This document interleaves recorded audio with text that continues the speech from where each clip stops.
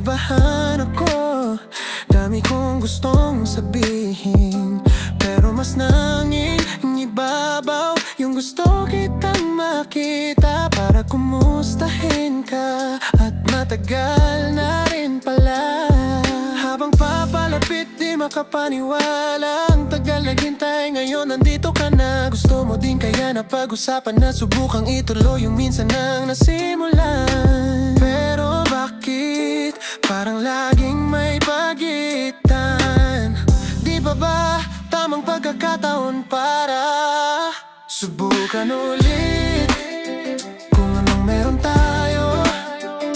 Laging may humahadlang pero di mapapagod. Subukan ulit, kakampi ang tadhana.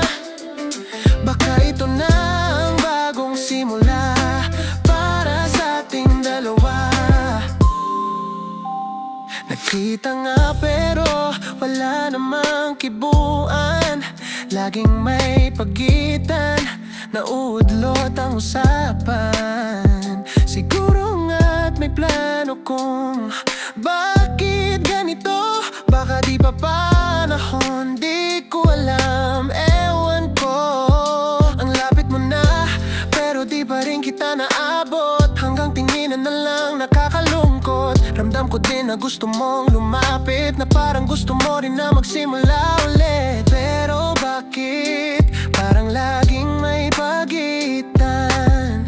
Di ba tamang pagkakataon para subukan ulit kung anong meron tayo?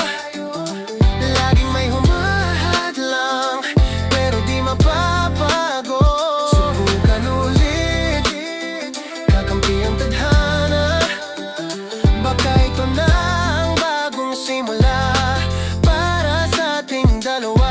Noon, may mga dahilan kaya di tayo pwede. Iba ang sitwasyon, ang maging tayo ay imposible. Ngayon parang kaya na nga, pero may hadlang na naman. Di ko alam kung tao, oras o tadhana ang kalaban. Takot akong magsalita at maraming nakatingin, pero ayokong matapos to nang walang sinubukang gawin.